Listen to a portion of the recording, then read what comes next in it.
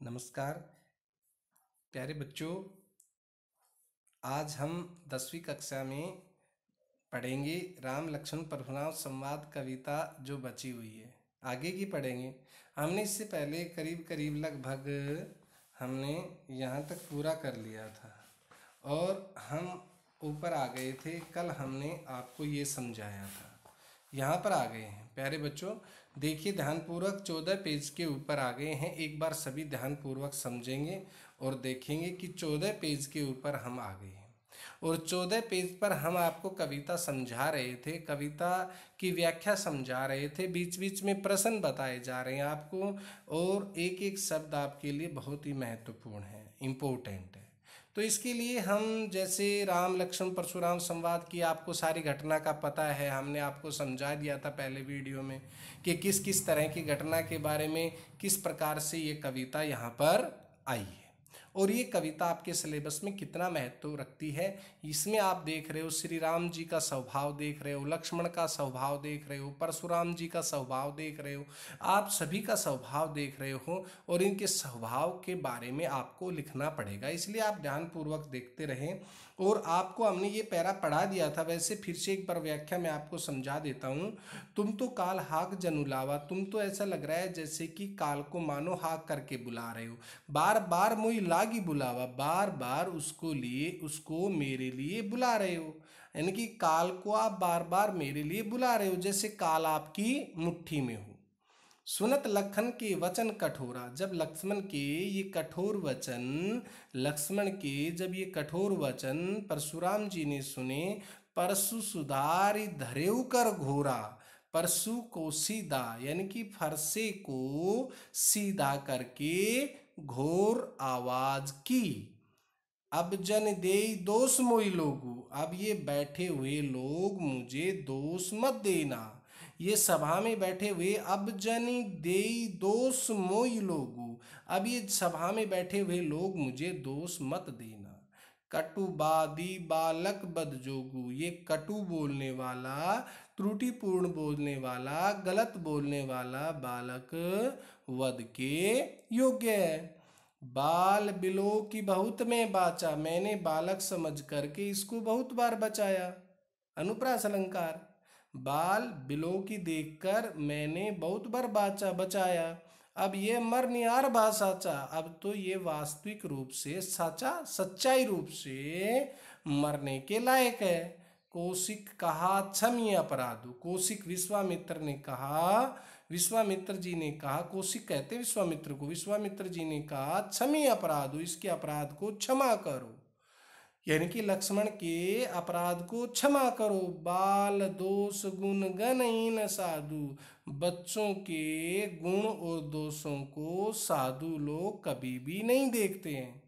यानी कि साधु जो लोग होते हैं, श्रेष्ठ जो लोग होते हैं, वे बच्चों के गुण दोषों की गणना कभी नहीं करते, उनका ध्यान कभी नहीं रखते। बच्चे तो अक्सर प्राय गलती कर ही देते हैं, इसलिए उनको साधु लोगों को भूलना चाहिए। खर कुठार मैं कुरन कोई, खर कुला मैं कठोर कुल्हाड़े को धारण करने वाला, करुणा रहित क्रोधी हूँ।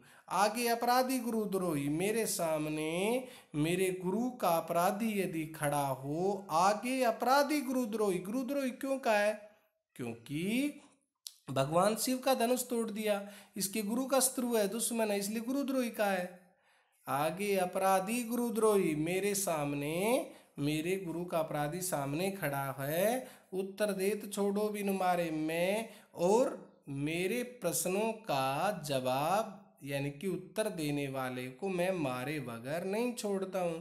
केवल कौशिक शील तुम्हारे, हे कौशिक, हे विश्वामित्र, केवल आपके शीतल स्वभाव के कारण मैं ऐसा कर रहा हूँ, नैते नहीं तो यहीं पर मैं काट कुठार कठोरे, नहीं तो मैं यहाँ पर कठोर कुलाड़े से काट कर, कठोर कुलाड़े से, कठोर कुलाड़े से काट कर, गुरु ही उऋण होते श्रम थोरे, गुरु के ऋण से उऋण थोड़ी सी मेहनत से हो जाता, थोड़ी सी मेहनत से मैं हो जाता। गांधी सुन के हृदय हंसी, यहाँ पर देखिए ये दोवा छंद है प्यारे बच्चों, दोवा छंद है ये। देखो ऊपर चौपाई थी, गांधी सुनो, गांधी कहते हैं विश्वामित्र को। विश्वामित्र ने जब ये बात सुनी, विश्वामित्र ने जब ये बात सुनी, कहने लगे अपने हृदय में हंस करके, मुनि ही अरे रे सूझ, मुनि को तो चारों ओर हरा यरा दिखाई देता है, मुनि को तो चारों ओर हरा यरा सूझता है, सूझना, दिखाई देना, समझ में आना। अय में खांड न उख में, ये गन्ने की खांड नहीं है, ये लोहे की खांड है। अय में खांड, न उख में, ये लोहे की खांड नहीं है, ये गन्ने की खांड नहीं है, ये लोहे की खांड है, जो खांड हम खाते हैं।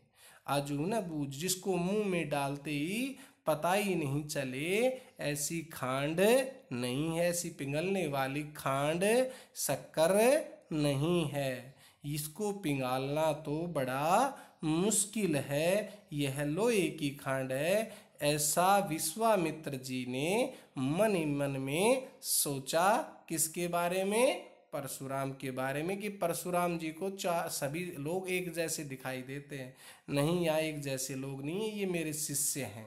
तो प्यारे बच्चों, यहाँ पर जैसे कि प्रश्न बनता है आपके लिए कि जैसे आपका है, तुम तो काल हाक जनुलावा, तुम तो काल को हाँक करके बुला रहे हो, ये जैसे पैरा है, और इसके पैरे में से जैसे आप प्रश्न देखेंगे तो प्रश्न कैसे छाटेंगे। जैसे उदाहरण के तौर पर मैं आपसे प्रश्न पूछता हूँ कि जैसे प्रश्न है कि लक्ष्मण के किस कथन में उसकी निडरता का परिचय मिलता है। ये प्रश्न है, लक्ष्मण के किस कथन में, किस कहने में उसकी निडरता का परिचय मिलता है। तो देखिए प्यारे बच्चों कि लक्ष्मण परशुराम से कहते हैं कि ऐसा लगता है कि आप बार बार काल को हाँक करके बुलाना चाहते हो, मृत्यु को, यानी कि ऐसा लगता है मेरे लिए मृत्यु को स्वयं आप बुला रहे हो, काल को बुला रहे हो मेरे लिए। इस कथन में लक्ष्मण की निडरता का परिचय, तुम तो काल हाक जनुलावा, मेरे लिए बुला रहे हो। इसके बाद में प्यारे बच्चों दूसरा प्रश्न है, परशुराम ने सभा में किस कार्य का दोष उन्हें न देने के लिए कहा। तो इसका आंसर बनेगा, परशुराम ने सभा में उपस्थित सभी जनों को कहा कि इतना कटु बोलने वाला यह बालक अर्थात लक्ष्मण अब निश्चय ही मारे जाने के योग्य है। मैंने बालक समझकर इसे बहुत बचाया, किंतु अब इसका वध करना ही पड़ेगा। इस कार्य के लिए कोई उन्हें दोष न दे, उन्हें दोषी न ठहराए। और तीसरा जो प्रश्न है, परशुराम क्यों क्रोधित हो गए, परशुराम के स्वभाव की विशेषता बताइए, ये प्रश्न बनते हैं। तो परशुराम क्यों क्रोधित हो गए, तो आंसर बनेगा, लक्ष्मण की व्यंग भरी बातों को सुनकर, उनके द्वारा व्यंग्योक्ति पूर्ण बात करने पर परशुराम का गुस्सा अचानक बढ़ गया। ऐसे बालक के द्वारा इस तरह से इतने बड़े व्यक्ति का हास परिहास मजाक उड़ाया जाना उसे अच्छा नहीं लगा। जैसे प्रश्न ऐसे आपको समझने हैं, देखने हैं। और प्रश्न तो जैसे और भी बन जाते हैं, विश्वामित्र द्वारा लक्ष्मण को क्षमा कर देने वाली बात पर परशुराम ने क्या कहा। विश्वामित्र द्वारा लक्ष्मण को क्षमा कर देने वाली बात पर परशुराम ने क्या कहा। विश्वामित्र द्वारा लक्ष्मण को क्षमा कर देने के अनुरोध पर परशुराम ने कहा कि मेरा दुष्ट फरसा है, यह स्वयं दया रहित है, क्रोधी हूँ मैं, उस पर गुरुद्रोही मेरे सामने उत्तर देता है तो मैं उसको बिना मारे नहीं छोड़ता हूँ।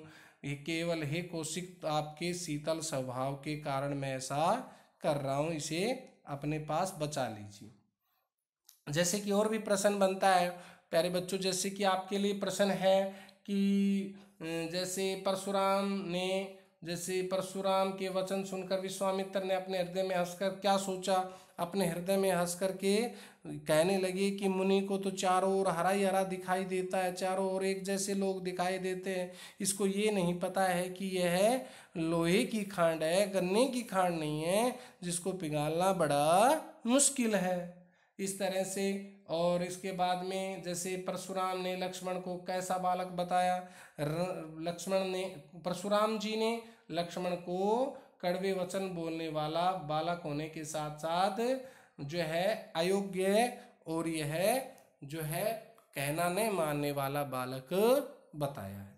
तो इस प्रकार से प्रश्न पूरे हो जाते हैं। अब आइए प्यारे बच्चों, हम देखते हैं हमारा अंतिम पैरा है, इसको समझते हैं। कहेऊ लखन मुनि सील तुम्हारा, लक्ष्मण ने कहा कि हे मुनि, आपके शीतल स्वभाव को नहीं जान विदित संसारा, इस पूरे संसार में कौन नहीं जानता। विदित मीनी पूरे संसार में कौन नहीं जानता। माता पिता ऋण भय नहीं किए, माता पिता के ऋण से तो ऋण हो गए हो, माता पिता के ऋण से तो ऋण हो गए हो, यानी कि सहस्रबाहु का वध करके। गुरु ऋण रहा सोच बड़ जी के, और गुरु के ऋण के बारे में अपने हृदय में क्यों सोच रहे हो। सो जनु हमरे माथे काढ़ा, सो इसलिए आप हमारे माथे पर, हमारे सिर पर निकाल लो, अर्थात हमारा वध कर दो। लक्ष्मण ने कहा दिन चल गए ब्याज बढ़ बाड़ा, समय चला जाएगा तो ब्याज बहुत बढ़ जाएगा। अब आनिए व्यवहारिया बोली, अब कहो तुम आकर के व्यवहार करने वाले को, व्यवहार में पैसे देने वाले को बुला लेता हूँ। तुरंत देव मैं थैली खोली और आपको मैं तुरंत थैली खोल करके चूकता कर दूंगा। ये प्रतीकात्मकता है, लाक्षणिकता। व्यवहारिया का मतलब जो है ब्याज में पैसे देने वाला, दूसरों को ब्याज में पैसे देने वाले को व्यवहारिया कहते हैं। और वह व्यवहारिया क्या करता है कि उसको हिसाब करना आता है। तब कहता है लक्ष्मण कि मैं कहो तो व्यवहार करने वाले को बुला लूं और तुरंत मैं आपको थैली खोल करके चूकता कर दूंगा। सुनी कटु वचन कुठार सुधारा, जब ये बात, ये कड़वे वचन सुने तो कुलाड़े को सीधा किया। ये जब कटुवचन सुने तो कुलाड़े को सीधा किया। हाय हाय सब सभा पुकारा, पूरी सभा ने हाय हाय कह करके, अनर्थ अनर्थ कह करके पुकारा। भृगुवर परशु देख मोमुई, भृगु की संतान के गुस्से को देखकर, भृगु की संतान फरसे को धारण करने वाले के गुस्से को देखकर, विप्र विचार बचो नृप दोई, ब्राह्मण समझ करके राजाओं, नृप राजा, राजाओं के द्रोही से बच जाओ। मिले न कबू सुभटरन गाड़े, ये कभी भी बाहरी क्षेत्र में महान नहीं होते, महान नहीं होते। द्विज देवता, ब्राह्मण और देवता घर ही के अंदर महान और शक्तिशाली हो जाते हैं। अनुचित कहो सब लोग पुकारा, अनुचित अनुचित कह करके पूरी सभा ने सब पुकारा। ये बात पुकारी कि अनुचित है, गलत है, गलत है। जब परशुराम ने सीधा फरसा किया, रघुपति सैनी लखन निवारे, रघुपति ने अर्थात श्री रामचंद्र जी ने अपने नयन लक्ष्मण की तरफ निवाए और क्या बोले, लखन उत्र आहुति सरिस। प्यारे बच्चों, यहाँ पर ये क्या आ गया है, यहाँ पर आ गया है, यहाँ पर दोहा छंद है। लखन उत्र आहुति सरिस, सरिस उपमालंकार। भृगुबर कोप कृशान, भृगुबर गुस्से रूपी अग्नि में, लखन के उत्तर आहुति के समान थे। भृगुवर की संतान, भृगु की संतान रूपी गुस्से की अग्नि में, कृषाण अग्नि, भृगु की संतान रूपी गुस्से की अग्नि में, फिर से देखिए, की अग्नि में यह वचन आहुति के समान थे, अर्थात बढ़ा रहे थे, उसको तेज कर रहे थे। लक्ष्मण के उत्तर उसको बढ़ा रहे थे, परशुराम के गुस्से को प्रचंड कर रहे थे, तीव्र कर रहे थे। बढ़त देखी जल सम वचन, इस तरह से बड़ा हुआ देख करके गुस्से को बढ़ा हुआ देख करके जल के समान वचनों से बोले रघुकुल भान। जल बढ़त देखी जल सम, फिर उपमा अलंकार है, बढ़ा हुआ देखकर, गुस्से को बढ़ा हुआ देख करके जल के समान वचनों से बोले रघुकुल भान, अर्थात भगवान श्री राम जी बोले। यहाँ तक समाप्त होता है। तो प्यारे बच्चों एक बार फिर से देखिए, कहेउ लखन मुनिशील, तुम्हारा लक्ष्मण ने कहा कि हे मुनि, आपके शीतल स्वभाव को इस संसार में कौन नहीं जानता। माता पिता के उरिन से तो आप निकल चुके हो, ऋण से उरिन हो गए हो। गुरु के ऋण में मन में क्यों सोच रहे हो? सो इसलिए हमारे माथे पर निकालो, दिन चल जाएंगे तो ब्याज बढ़ जाएगा। अब कहो तो मैं व्यवहार करने वाले को बुला लूं और आपका हिसाब तुरंत चूकता कर दूं। जब ये बात सुनी, कटु वचन जब सुने, तो परशुराम जी ने अपना कुल्हाड़ा सीधा किया। सारी सभा ने हाय हाय कह करके, अनर्थ अनर्थ कह करके पुकारा। भृगु की संतान के गुस्से को देख करके सारी सभा ने कहा कि ब्राह्मण समझ करके इस राजाओं के शत्रु से, दुश्मन से बच जाओ। ये कभी बाहर क्षेत्र में महानता नहीं दिखाते। ये द्विज देवता, ब्राह्मण और देवता घर के अंदर और भी तीव्र शक्तिशाली बन जाते हैं। अनुचित कह करके सारी सभा ने पुकारा कि गलत है ये तरीका, इस प्रकार से नहीं करना चाहिए, अनर्थ हो जाएगा, बच्चा है मर जाएगा।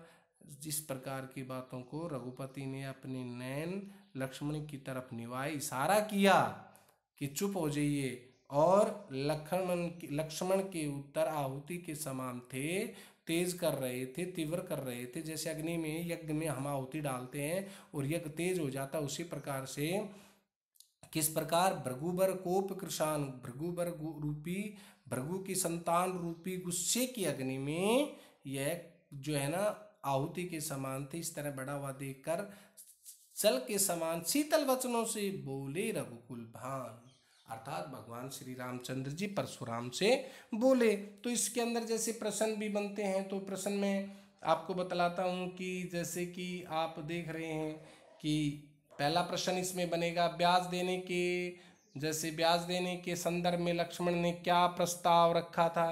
भाई ब्याज देने के लक्ष्मण ने मुनि परशुराम को समक्ष यह प्रस्ताव रखा कि केवल गुरु ऋण शेष है, परंतु बहुत दिन बीत जाएंगे तो इसका ब्याज बहुत बढ़ जाएगा। तो आप किसी व्यवहार करने वाले को मैं बुला लेता हूँ, मैं तुरंत आपका हिसाब किताब थैली खोल करके चूकता कर दूंगा। जैसे दूसरा प्रश्न है इसके अंदर, लक्ष्मण ने किन शब्दों में परशुराम पुनः क्रोधित हो गए, किन शब्दों से परशुराम जो है एकदम, लक्ष्मण ने पुनः परशुराम को क्रोध को भड़काते हुए कहा कि ये नृपद्रोही राजा की, मैं ब्राह्मण समझकर आपको बचा रहा हूँ, ब्राह्मण देवता आप घर के में ही बड़े हैं, लगता है कि रणधीर रणवीर से आपका सामना कभी नहीं हुआ है। लक्ष्मण के ये कड़वे वचन सुनकर परशुराम बहुत ज्यादा तीव्र गुस्से में हो गए, उनका गुस्सा बहुत ही प्रचंड हो गया। तो प्यारे बच्चों इस प्रकार से हमारा ये प्रश्न अगला है, सभा ने हाय हाय क्यों पुकार कर, क्यों सभा में हाय हाय की पुकार क्यों मची? यानी कि जब परशुराम ने लक्ष्मण को मारने के लिए अपना फरसा सीधा किया, संभाला, तो लक्ष्मण वध की संभावना से सभा ने हाय हाय कह करके पुकार दिया। इस तरह से ये हमारे प्रश्न पूरे होते हैं। प्यारे बच्चों ये हमने आपकी व्याख्या समझाई है, ये व्याख्या ध्यानपूर्वक पढ़ें और इसके बाद हम आपके अभ्यास के लिए आपको प्रश्न भेजेंगे और प्रश्नों के उत्तर भी आप ध्यानपूर्वक करें और समझें। सारे के सारे प्रश्न इसमें से करने हैं और समझने हैं। कोई दिक्कत आए तो मुझे अवश्य अवगत करवाइए। और ये आपकी कविता पूरी होती है। दूसरी कविता बड़ी कविता थी, तुलसीदास जी द्वारा रचित राम लक्ष्मण परशुराम संवाद। तो इस तरह से इस कविता को पूरा हो गया है। अगली कविता हम अगली वीडियो में जारी करेंगे। तब तक के लिए प्यारे बच्चों नमस्कार।